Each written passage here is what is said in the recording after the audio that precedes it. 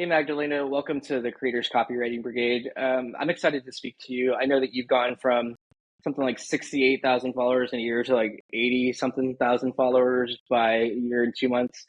So you're absolutely killing it follower wise. So good job on that. I'd like to talk to you to kind of just two questions. First question is like, why do you love writing? And then the second question is like, kind of talk about a writing framework that you could share with us.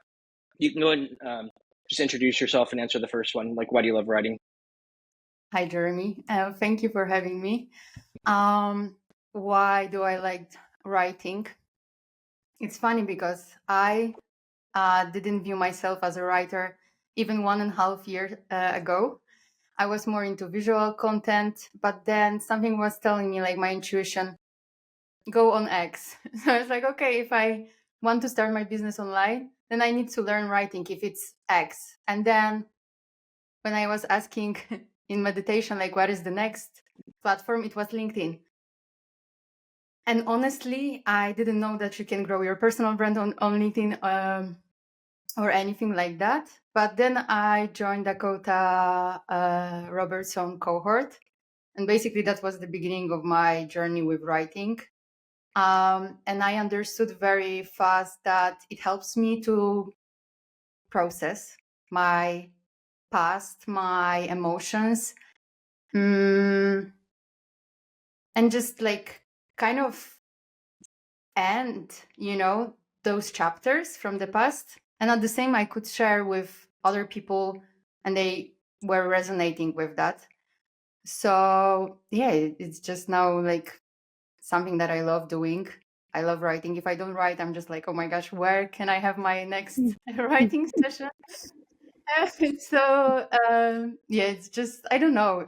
In the past, I loved painting, dancing, and now I just love writing. So there is always that creative side of me that needs that expression. And the only framework I use is the one that I learned from Dakota in the beginning of the cohort. That's all you And need, though, right? it's like my nature, my second nature right now.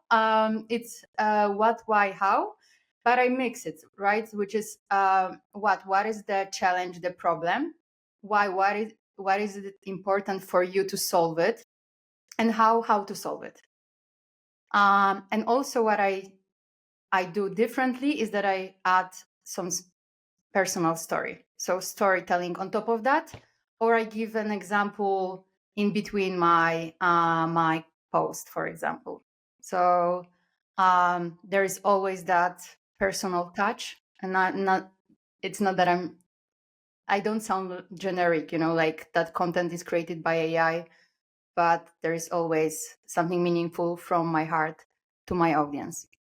Yeah, that makes sense. So you kind of write down the story first, and then kind of put in the what, why, how, or how do you go about it? I guess. Yes, in two ways. Or I start with a story. It can be just one line, or two lines. Sometimes it's longer. Or I just write what, why, and then, for example, and I give an example from my private life, or even like my business, or my clients' results, or their experiences, and then I explain, okay, how we did that, how I did that.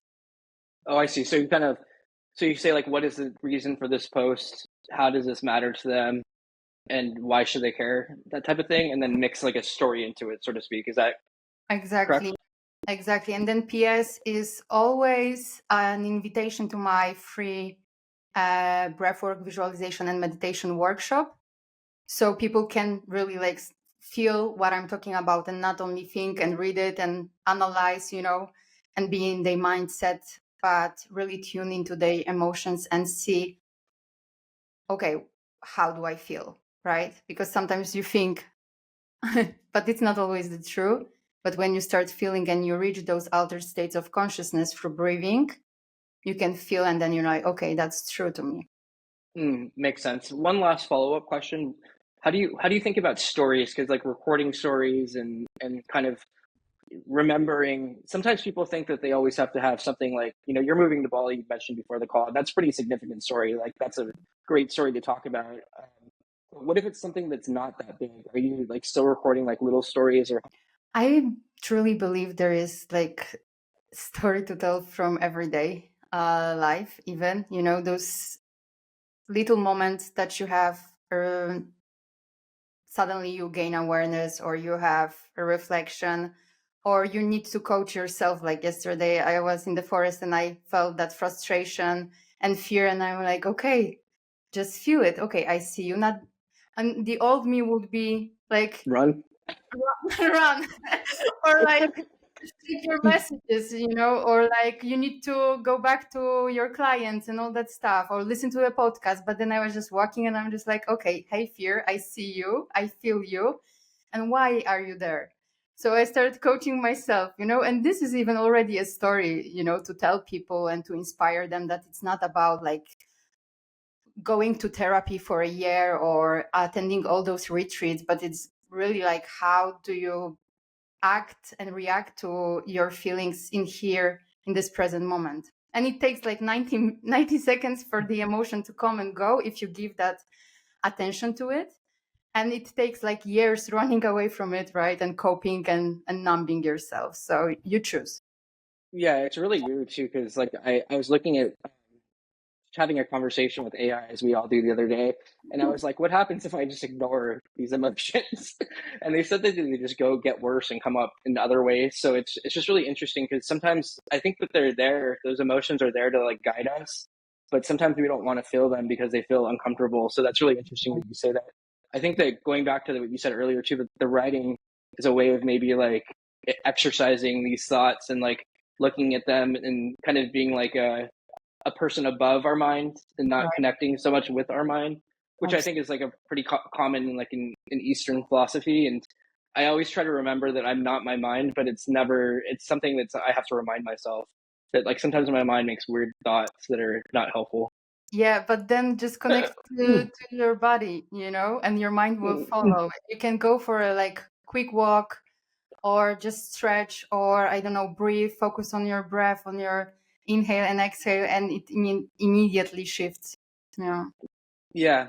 Well, last question for you. What if people want to work with you? Like, what is your like? What do you? I know you have workshops and things like that. So, what would you like to talk about as far as like your offer? Absolutely. So I always invite people to first to join my workshop so they can see if it's something for them. Hmm. They are free. Now I organize them twice a month.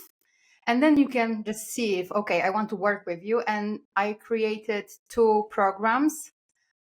First one is for those who they know already what they want to work on. For example, they lack of clarity or there is fear about the next step in your life. So it's a program of 4 weeks, and then there is like 12-week program, but it's like of course bigger commitment on all levels. So we go through your past, we create a balance in here and now, so you're grounded, and then we kind of manifest, visualize your dream future. So basically, it's a total identity shift. Oh Very wow, it's really yeah, it's cool to see what you're doing because you're very unique in what you're doing. A lot of people are doing like landing pages and like like certain things, and this one has a bit of a spiritual aspect to it, and I think it's really cool. And it's been really nice to see you grow and how quickly you did. So I'm excited to see where you are in a year. So thanks for your time, Magdalena, and good luck with the move to Bali. Thank you so much, Jeremy.